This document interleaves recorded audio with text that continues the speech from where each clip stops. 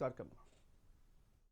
26 नवंबर को संविधान दिवस पर सेंट्रल हॉल में विशेष कार्यक्रम का आयोजन हुआ। वंदे मातरम के 150 वर्ष होने पर पूरे देश में होने वाले कार्यक्रमों की शानदार शुरुआत हुई।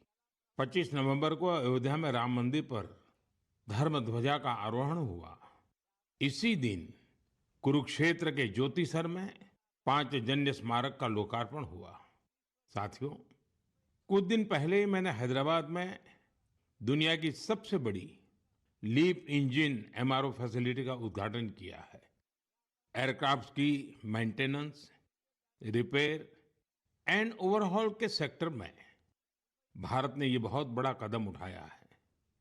पिछले हफ्ते मुंबई में एक कार्यक्रम के दौरान आईएनएस माहे को भारतीय नौसेना में शामिल किया गया। पिछले ही हफ्ते भारत के स्पेस इकोसिस्टम को स्काई रूट के इंफिनिटी कैंपस ने नई उड़ान दी है। ये भारत की नई सोच, इनोवेशन और यूथ पावर का प्रतिबिंब बना है। साथियों, कृषि क्षेत्र में भी देश ने बड़ी उपलब्धि हासिल की। भारत ने 357 मिलियन टन के खाद्यान्न उत्पादन के साथ एक ऐतिहासिक रिकॉर्ड बनाया है। 357 मिलियन टन। 10 साल पहले की तुलना में भारत का खाद्यान्न उत्पादन 100 मिलियन टन और बढ़ गया है। खेलों की दुनिया में भी भारत का परचम लहराया है। कुछ दिन पहले ही भारत को कॉमनवेल्थ खेलों की मेजबानी का भी ऐलान हुआ। ये उपलब्धियां देश की है, देशवासियों की है और मन की बात देश के लोगों की ऐसी उपलब्धियों को, लोगों के सामूहिक प्रयासों को जन सामान्य के सामने लाने का एक बेहतरीन मंच है। साथियों, अगर मन में लगन हो, सामूहिक शक्ति पर, टीम की तरह काम करने पर विश्वास हो, गिरकर फिर से उठ खड़े होने का साहस हो, तो कठिन से कठिन काम में भी सफलता सुनिश्चित हो जाती है। आप उस दौर की कल्पना करिए जब सैटेलाइट नहीं थी, जीपीएस सिस्टम नहीं था, नेविगेशन की कोई सुविधाएं नहीं होती थी। तब भी हमारे नाविक बड़े बड़े जहाज लेकर समंदर में निकल जाते थे और तय स्थानों पर पहुंचते थे। अब समंदर से आगे बढ़कर दुनिया के देश अंतरिक्ष की अनंत ऊंचाई को नाप रहे हैं। चुनौती वहां भी वही है। न जीपीएस सिस्टम है, न संचार की वैसी व्यवस्थाएं हैं।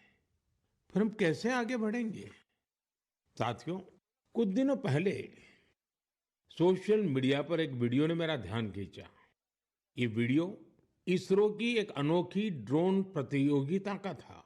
इस वीडियो में हमारे देश के युवा और खासकर हमारे जैन जी मंगल ग्रह जैसी परिस्थितियों में ड्रोन उड़ाने की कोशिश कर रहे थे।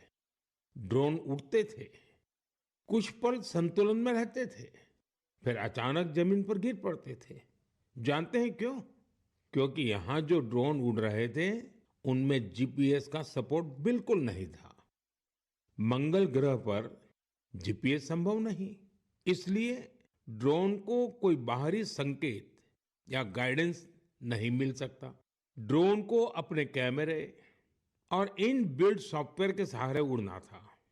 उस छोटे से ड्रोन को जमीन के पैटर्न पहचानने थे, ऊंचाई मापनी थी, बाधाएं समझनी थी और खुद ही सुरक्षित उतरने का रास्ता ढूंढना था। इसलिए ड्रोन भी एक के बाद एक गिरे जा रहे थे। साथियों, इस प्रतियोगिता में पुणे के युवाओं की एक टीम ने कुछ हद तक सफलता पाई। उनका ड्रोन भी कई बार गिरा, क्रैश हुआ, पर उन्होंने हार नहीं मानी। कई बार के प्रयास के बाद इस टीम का ड्रोन मंगल ग्रह की परिस्थिति में कुछ देर उड़ने में कामयाब रहा। साथियों, ये वीडियो देखते हुए मेरे मन में एक और दृश्य उभर आया। वो दिन जब चंद्रयान-2 संपर्क से बाहर हो गया था। उस दिन पूरा देश और खासकर वैज्ञानिक कुछ पल के लिए निराश हुए थे। लेकिन साथियों, असफलता ने उन्हें रोका नहीं। उसी दिन उन्होंने चंद्रयान-3 की सफलता की कहानी लिखनी शुरू कर दी। यही कारण है कि जब चंद्रयान-3 ने सफल लैंडिंग की, तो वो सिर्फ एक मिशन की सफलता नहीं थी, वो तो असफलता से निकलकर बनाए गए विश्वास की सफलता थी। इस वीडियो में जो युवा दिख रहे हैं, उनकी आंखों में मुझे वही चमक दिखाई दी। हर बार जब मैं हमारे युवाओं की लगन और वैज्ञानिकों के समर्पण को देखता हूं, तो मन उत्साह से भर जाता है। युवाओं की यही लगन विकसित भारत की बहुत बड़ी शक्ति है। मेरे प्यारे देशवासियों, आप सभी शहद की मिठास से जरूर परिचित होंगे, लेकिन अक्सर हमें ये नहीं पता चलता इसके पीछे कितने लोगों की मेहनत है, कितनी परंपराएं हैं और प्रकृति के साथ कितना सुंदर तालमेल है। साथियों, जम्मू कश्मीर के पहाड़ी इलाकों में वन तुलसी यानी सुलाई सुलाई के फूलों से यहाँ की मधुमक्खियां बेहद अनोखा शहद बनाती हैं। ये सफेद रंग का शहद होता है, जिसे रामबन सुलाई हनी कहा जाता है। कुछ वर्षों पहले ही रामबन सुलाई हनी को जीआई टैग मिला है। इसके बाद इस शहद की पहचान पूरे देश में बन रही है। साथियों, दक्षिण कन्नड़ा जिले के पुत्तूर में वहां की वनस्पतियां शहद उत्पादन के लिए उत्कृष्ट मानी जाती हैं। यहाँ ग्रामजन्य नाम की किसान संस्था इस प्राकृतिक उपहार को नई दिशा दे रही है। ग्रामजन्य ने यहाँ एक आधुनिक प्रोसेसिंग यूनिट बनाया। लैब, बॉटलिंग, स्टोरेज और डिजिटल ट्रैकिंग जैसी सुविधाएं जोड़ी गई। अब यही शहद ब्रांडेड उत्पाद बनकर गांवों से शहरों तक पहुंच रहा है।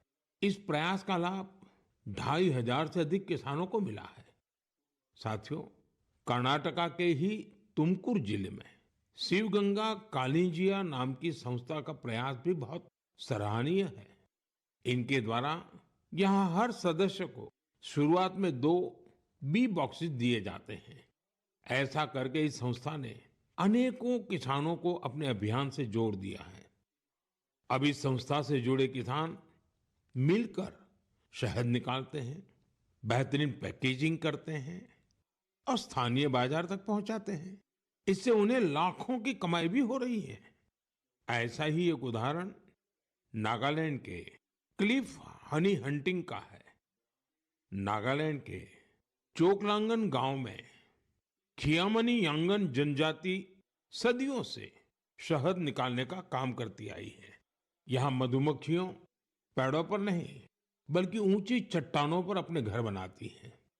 इसलिए शहद निकालने का काम भी बहुत जोखिम भरा होता है। इसलिए यहाँ के लोग मधुमक्खियों से पहले सौम्यता से बात करते हैं, उनसे अनुमति लेते हैं, उन्हें बताते हैं कि आज वे शहद लेने आए हैं। इसके बाद शहद निकालते हैं। साथियों, आज भारत हनी प्रोडक्शन में नए रिकॉर्ड बना रहा है। 11 साल पहले देश में हनी का उत्पादन 76,000 मैट्रिक टन था। अब ये बढ़कर 1.5 लाख मैट्रिक टन से भी ज्यादा हो गया है। बीते कुछ वर्षों में शहद का एक्सपोर्ट भी 3 गुना से ज्यादा बढ़ गया है।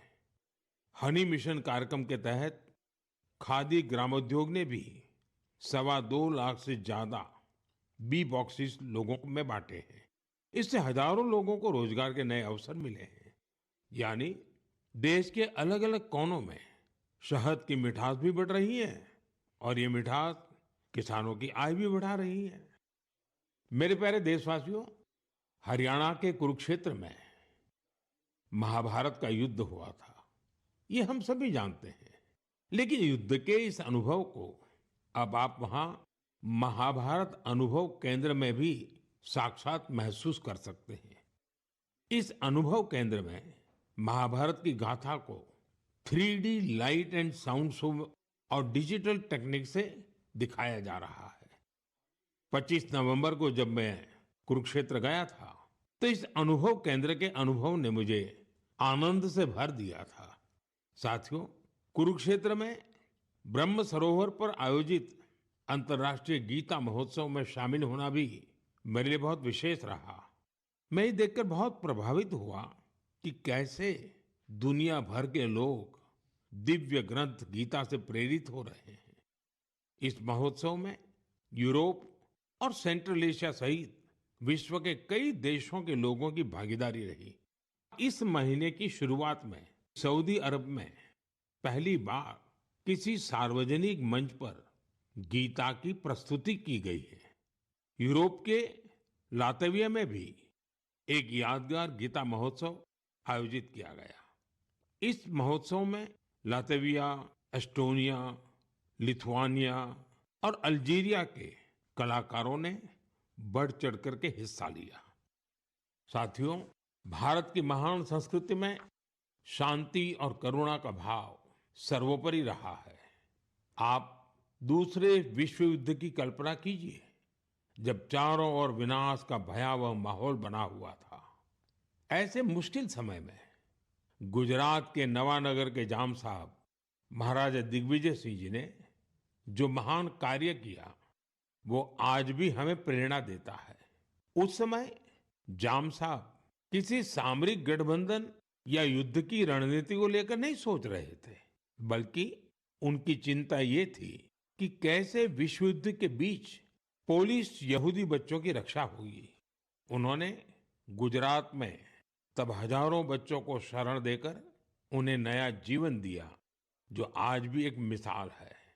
कुछ दिन पहले दक्षिणी इजराइल के मोशाव नेवातिम में जाम साहब की प्रतिमा का अनावरण किया गया। यह बहुत ही विशेष सम्मान था। पिछले वर्ष पोलैंड के वार्सो में मुझे जाम साहब के स्मारक पर श्रद्धा सुमन अर्पित करने का सौभाग्य मिला था। मेरे लिए वो क्षण अविस्मरणीय रहेगा। मेरे प्यारे देशवासियों, कुछ दिनों पहले मैं नेचुरल फार्मिंग के एक विशाल सम्मेलन में हिस्सा लेने कोयम्बटूर गया था। दक्षिण भारत में नेचुरल फार्मिंग को लेकर हो रहे प्रयासों को देखकर मैं बहुत प्रभावित हुआ। कितने ही युवा हाईली क्वालिफाइड प्रोफेशनल अब नेचुरल फार्मिंग फील्ड को अपना रहे हैं। मैंने वहां किसानों से बात की, उनसे अनुभव जाने। नेचुरल फार्मिंग भारत की प्राचीन परंपराओं का हिस्सा रही है और हम सभी का कर्तव्य है कि धरती माँ की रक्षा के लिए इसे निरंतर बढ़ावा दें। साथियों, विश्व की सबसे पुरानी भाषा और विश्व के सबसे प्राचीन शहरों में से एक शहर, इन दोनों का संगम हमेशा अद्भुत होता है। मैं बात कर रहा हूं काशी तमिल संगमम की। 2 दिसंबर से काशी के नमो घाट पर चौथा काशी तमिल संगमम शुरू हो रहा है। इस बार के काशी तमिल संगमम की थीम बहुत ही रोचक है। लर्न तमिल, तमिल कर कलम। काशी तमिल संगमम उन सभी लोगों के लिए एक महत्वपूर्ण मंच बन गया है जिन्हें तमिल भाषा से लगाव है। काशी के लोगों से जब भी बात होती है तो वो हमेशा बताते हैं कि काशी तमिल संगमम का हिस्सा बनना उन्हें बहुत अच्छा लगता है। यहाँ उन्हें कुछ नया सीखने और नए नए लोगों से मिलने का अवसर मिलता है। इस बार भी काशीवासी पूरे जोश और उत्साह के साथ तमिलनाडु से आने वाले अपने भाई बहनों का स्वागत करने के लिए बहुत उत्सुक हैं। मेरा आप सभी से आग्रह है कि आप काशी तमिल संगमम का हिस्सा जरूर बने। इसके साथ ही ऐसे और भी मंचों के बारे में सोचें जिनसे एक भारत श्रेष्ठ भारत की भावना मजबूत हो। यहाँ मैं एक बार फिर कहना चाहूंगा, तमिल कलाचारम उयर्वानद, तमिल मोली उयर्वानद, तमिल इंडियाविन पेरुमिदम। मेरे प्यारे देशवासियों, जब भारत के सुरक्षा तंत्र को मजबूती मिलती है तो हर भारतीय को गर्व होता है। पिछले हफ्ते मुंबई में आईएनएस माहे को भारतीय नौसेना में शामिल किया गया। कुछ लोगों के बीच इसके स्वदेशी डिजाइन को लेकर खूब चर्चा रही। वहीं पुडुचेरी और मालाबार कोस्ट के लोग इसके नाम से ही खुश हो गए। दरअसल इसका माहे नाम उस स्थान माहे के नाम पर रखा गया है जिसकी एक समृद्ध ऐतिहासिक विरासत रही है। केरला और तमिलनाडु के कई लोगों ने इस बात पर गौर किया कि इस युद्धपोत का क्रेस्ट, उरुमी और कलारियपट्टू की पारंपरिक लचीली तलवार की तरह दिखाई पड़ता है। ये हम सबके लिए गर्व की बात है कि हमारी नौसेना बहुत ही तेजी से आत्मनिर्भरता की ओर कदम बढ़ा रही है। 4 दिसंबर को हम नौसेना दिवस भी मनाने जा रहे हैं। ये अवसर हमारे सैनिकों के अदम्य साहस और पराक्रम को सम्मान देने का एक खास दिन है। साथियों, जो लोग नेवी से जुड़े टूरिज्म में रुचि रखते हैं, उनके लिए हमारे देश में बहुत सी जगह हैं जहां जाकर उन्हें बहुत कुछ सीखने को मिलेगा। देश के पश्चिमी तट पर गुजरात के सोमनाथ के पास एक जिला है दीव। दीव में आईएनएस खुखरी को समर्पित खुखरी मेमोरियल एंड म्यूजियम है। वहीं गोवा में नेवल एविएशन म्यूजियम है जो एशिया में अपनी तरह का अनूठा संग्रहालय है। फोर्ट कोची के आईएनएस द्रोणाचार्य में इंडियन नेवल मैरीटाइम म्यूजियम है। यहाँ हमारे देश की मैरीटाइम हिस्ट्री और इंडियन नेवी के इवोल्यूशन को देखा जा सकता है। श्री विजयपुरम, जिसे पहले पोर्ट ब्लेयर कहा जाता था, वहाँ समुद्री का नेवल मरीन म्यूजियम उस क्षेत्र के समृद्ध इतिहास को सामने लाने के लिए जाना जाता है। कारवार के रविंद्रनाथ टैगोर बीच पर वॉरशिप म्यूजियम में मिसाइलों और हथियारों की रिप्लिका रखी गई है। विशाखापट्टनम में भी एक सबमरीन, हेलीकॉप्टर और एयरक्राफ्ट म्यूजियम है जो इंडियन नेवी से जुड़ा है। मैं आप सभी से, विशेषकर मिलिट्री हिस्ट्री में रुचि रखने वाले लोगों से आग्रह करता हूं कि आप इन म्यूजियम्स को देखने जरूर जाएं। मेरे प्यारे देशवासियों, सर्दियां आ गई हैं और साथ ही सर्दियों से जुड़े टूरिज्म का भी समय आ गया है। दुनिया के कई देशों ने सर्दियों में होने वाले टूरिज्म को, विंटर टूरिज्म को अपनी अर्थव्यवस्था का बहुत बड़ा आधार बना दिया है। अनेक देशों में दुनिया के सबसे सफल विंटर फेस्टिवल और विंटर स्पोर्ट्स मॉडल है। इन देशों ने skiing, snowboarding, snow trekking, ice climbing और फैमिली स्नो पार्क्स जैसे अनुभवों को अपनी पहचान बनाया है। इन्होंने अपने विंटर फेस्टिवल्स को भी वैश्विक आकर्षण में बदला है। साथियों, हमारे देश में भी विंटर टूरिज्म की हर क्षमता मौजूद है। हमारे पास पहाड़ भी हैं, संस्कृति भी है और एडवेंचर की असीम संभावनाएं भी हैं। मुझे खुशी है, इन दिनों उत्तराखंड का विंटर टूरिज्म लोगों को बहुत आकर्षित कर रहा है। सर्दियों के मौसम में औली, मुनस्यारी, चोपटा और डेहरा जैसी जगहें खूब पॉपुलर हो रही हैं। अभी कुछ सप्ताह पहले पिथौरागढ़ जिले में 14,500 फुट से अधिक की ऊंचाई पर आदि कैलाश में राज्य की पहली high altitude ultra run marathon का आयोजन किया गया था। इसमें देश भर के 18 राज्यों से 750 से ज्यादा एथलीट्स ने हिस्सा लिया था। 60 किलोमीटर लंबी आदि कैलाश परिक्रमा रन का प्रारंभ कड़कड़ाती सर्दी में सुबह 5 बजे हुआ था। इतनी ठंड के बावजूद भी लोगों का उत्साह देखते ही बनता था। आदि कैलाश की यात्रा पर जहां 3 साल पहले तक मात्र 2000 से कम पर्यटक आते थे, अब यह संख्या भी बढ़कर 30,000 से अधिक हो गई है। साथियों, कुछ ही हफ्तों में उत्तराखंड में विंटर गेम्स का आयोजन भी होना है। देश भर के खिलाड़ी, एडवेंचर प्रेमी और खेलों से जुड़े लोग इस आयोजन को लेकर उत्साहित हैं। स्कीइंग हो या स्नोबोर्डिंग, बर्फ पर होने वाले कई खेलों की तैयारियां शुरू हो चुकी हैं। उत्तराखंड ने विंटर टूरिज्म को बढ़ाने के लिए कनेक्टिविटी और इंफ्रास्ट्रक्चर पर भी फोकस किया है। होम स्टे को लेकर नई पॉलिसी भी बनाई गई है। साथियों, सर्दियों में बेड इन इंडिया अभियान की भी अलग धूम होती है। सर्दियों की सुनहरी धूप हो, पहाड़ से उतरते कोहरे की चादर हो, डेस्टिनेशन वेडिंग के लिए पहाड़ भी अब खूब पॉपुलर हो रहे हैं।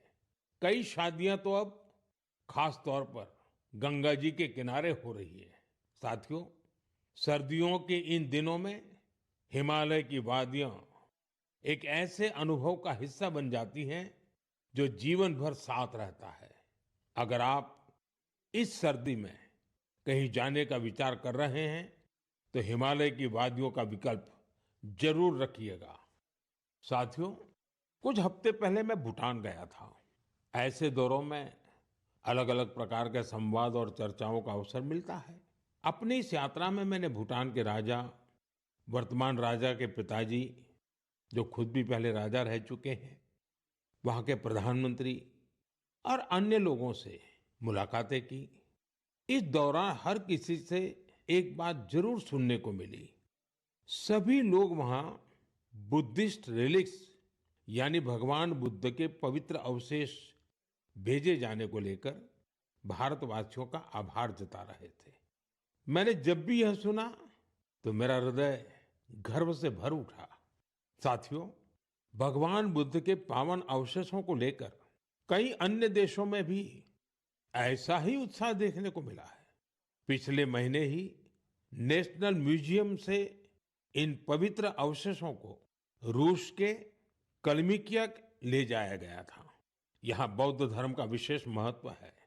मुझे बताया गया कि इनके दर्शन के लिए रूस के दूर दराज से भी बहुत बड़ी संख्या में लोग वहां पहुंचे। इन पवित्र अवशेषों को मंगोलिया, वियतनाम और थाईलैंड भी ले जाया जा चुका है। हर जगह लोगों का भारी उत्साह देखने को मिला है। इनके दर्शन के लिए थाईलैंड के राजा भी पहुंचे थे। पूरे विश्व में भगवान बुद्ध के पवित्र अवशेषों के प्रति इस प्रकार का गहरा जुड़ाव देखकर मन भाव विभोर हो उठता है। यह सुनकर बहुत अच्छा लगता है कि कैसे इस तरह की कोई पहल दुनिया भर के लोगों को आपस में जोड़ने का माध्यम बन जाती है। मेरे प्यारे देशवासियों, मैं आप सभी से हमेशा वोकल फॉर लोकल के मंत्र को साथ लेकर चलने की बात करता हूं। अभी कुछ दिनों पहले G20 शिखर सम्मेलन के दौरान जब विश्व के कई नेताओं को उपहार देने की बात आई तो मैंने फिर कहा, वोकल फॉर लोकल। मैंने देशवासियों की ओर से विश्व के नेताओं को जो उपहार भेंट किए उसमें इस भावना का विशेष ध्यान रखा गया। G20 के दौरान मैंने दक्षिण अफ्रीका के राष्ट्रपति को नटराज की कांस्य प्रतिमा भेंट की। ये तमिलनाडु के तंजावुर की सांस्कृतिक विरासत से जुड़ी चौलकालीन शिल्पकला का अद्भुत उदाहरण है। कनाडा के प्रधानमंत्री को चांदी के अश्व की प्रतिकृति दी गई। यह राजस्थान के उदयपुर की बेहतरीन शिल्पकला को दर्शाती है। जापान के प्रधानमंत्री को चांदी की बुद्ध की प्रतिकृति भेंट की गई। इसमें तेलंगाना और करीमनगर की प्रसिद्ध सिल्वर क्राफ्ट की बारीकी का पता चलता है। इटली की प्रधानमंत्री को फूलों की आकृतियों वाला सिल्वर मिरर उपहार में दिया। ये भी करीमनगर की ही पारंपरिक धातु शिल्पकला को प्रदर्शित करता है। ऑस्ट्रेलिया के प्रधानमंत्री को मैंने ब्रास उर्ली भेंट की। ये केरला के मन्नार का एक उत्कृष्ट शिल्प है। मेरा उद्देश्य था कि दुनिया भारत के शिल्प, कला और परंपरा के बारे में जाने और हमारे कारीगरों की प्रतिभा को ग्लोबल मंच मिले। साथियों, मुझे खुशी है कि वोकल फॉर लोकल की भावना को देश के करोड़ों लोगों ने अपने जीवन का हिस्सा बना लिया है। इस साल जब आप त्योहारों की खरीदारी के लिए बाजार में गए होंगे तो एक बात आप सभी ने महसूस की होगी, लोगों की पसंद और घरों में आने वाले सामानों में एक साफ संकेत दिखाई दे रहा था कि देश स्वदेशी की ओर लौट रहा है। लोग अपने मन से भारतीय उत्पादों को चुन रहे थे। इस बदलाव को छोटे से छोटे दुकानदार ने भी महसूस किया। इस बार युवाओं ने भी वोकल फॉर लोकल अभियान को गति दी। आने वाले कुछ दिन में क्रिसमस और नए वर्ष पर खरीदारी का नया दौर शुरू होने वाला है। मैं आपको फिर याद दिलाऊंगा, वोकल फॉर लोकल का मंत्र याद रखें। खरीदें वही जो देश में बना हो, बेचे वही जिसमें किसी देशवासी की मेहनत लगी हो। मेरे प्यारे देशवासियों, भारतीय खेलों के लिहाज से ये महीना सुपर हिट रहा है। इस महीने की शुरुआत भारतीय महिला टीम द्वारा आईसीसी महिला विश्व कप जीतने से शुरू हुई, लेकिन उसके बाद भी मैदान पर और ज्यादा एक्शन देखने को मिला है। कुछ दिन पहले ही टोक्यो में डेफ ओलंपिक्स हुए हैं, जहां भारत ने अपना अब तक का सर्वश्रेष्ठ प्रदर्शन करते हुए 20 मेडल जीते हैं। हमारी महिला खिलाड़ियों ने भी कबड्डी वर्ल्ड कप जीतकर इतिहास ही रच दिया। पूरे टूर्नामेंट में उन्होंने बेहतरीन प्रदर्शन करके हर भारतवासी का मन जीत लिया। वर्ल्ड बॉक्सिंग कप फाइनल्स में भी हमारे खिलाड़ियों का प्रदर्शन शानदार रहा, जहां उन्होंने 20 मेडल जीते। साथियों, जिस बात की और भी अधिक चर्चा हो रही है, वो है हमारी महिला टीम का ब्लाइंड क्रिकेट वर्ल्ड कप जीतना। बड़ी बात यह है कि हमारी इस टीम ने बिना एक भी मैच हारे इस टूर्नामेंट को जीता है। देशवासियों को इस टीम के हर खिलाड़ी पर बहुत गर्व है। मेरी इस टीम से प्रधानमंत्री निवास पर मुलाकात हुई। वाकई इस टीम का हौसला, उनका जज्बा हमें बहुत कुछ सिखाता है। यह विजय हमारे खेल इतिहास की सबसे बड़ी जीतों में से एक है, जो हर भारतीय को प्रेरित करती रहेगी। साथियों, आजकल हमारे देश में इंड्योरेंस स्पोर्ट्स की एक नई खेल संस्कृति भी तेजी से उभर रही है। इंड्योरेंस स्पोर्ट्स से मेरा मतलब ऐसी स्पोर्ट्स एक्टिविटीज से है जिनमें आपकी लिमिट्स की परख होती है। कुछ साल पहले तक मैराथन और बाइकेथॉन जैसे खास इवेंट कुछ विशेष लोगों तक ही सीमित थे, लेकिन अब बहुत कुछ बदल चुका है। मुझे बताया गया है कि देश भर में हर महीने 1500 से ज्यादा इंड्योरेंस स्पोर्ट्स का आयोजन होता है। इन इवेंट्स में हिस्सा लेने के लिए एथलीट्स दूर दूर तक जाते हैं। साथियों, इंड्योरेंस स्पोर्ट्स का ही एक उदाहरण है आयरमैन ट्रायथलॉन। आप कल्पना करिए, यदि आपको यह बताया जाए कि आपके पास एक दिन से भी कम समय है और आपको ये 3 काम करने हैं: समंदर में 4 किलोमीटर तक तैरना, 180 किलोमीटर साइकिल चलाना और करीब 42 किलोमीटर की मैराथन दौड़ लगाना, तो आप सोचेंगे कि कैसे संभव है। लेकिन फौलादी हौसले वाले लोग इस काम को भी सफलतापूर्वक कर ले जाते हैं। इसलिए इसे आयरनमैन ट्रायथलॉन कहा जाता है। गोवा में हाल ही में ऐसा ही एक आयोजन किया गया। आजकल इस तरह के आयोजनों में भी लोग बढ़ चढ़कर भागीदारी कर रहे हैं। ऐसी कई और प्रतियोगिताएं भी हैं जो हमारे युवा साथियों के बीच बहुत लोकप्रिय हो रही हैं। आजकल कई लोग fit India Sundays on cycle जैसे कार्यक्रमों में हिस्सा लेने के लिए साथ आ रहे हैं। ये सब ऐसी चीजें हैं जिनसे फिटनेस को बढ़ावा मिल रहा है। साथियों, आपसे हर महीने मिलना मेरे लिए हमेशा एक नया अनुभव होता है। आपकी गाथाएं, आपके प्रयास मुझे नए सिरे से प्रेरित करते हैं। अपने संदेशों में आप जो सुझाव भेजते हैं, जो अनुभव साझा करते हैं, उससे हमें इस कार्यक्रम में भारत की विविधता को समेट लेने की प्रेरणा मिलती है। जब हम अगले महीने मिलेंगे, तब 2025 खत्म होने वाला होगा। देश के ज्यादातर हिस्सों में अब ठंड भी तेज होती जाएगी। सर्दियों के मौसम में आप अपना और अपने परिवार का विशेष ध्यान रखें। अगले महीने हम कुछ नए विषयों, नए व्यक्तित्वों की चर्चा जरूर करेंगे। बहुत बहुत धन्यवाद। नमस्कार।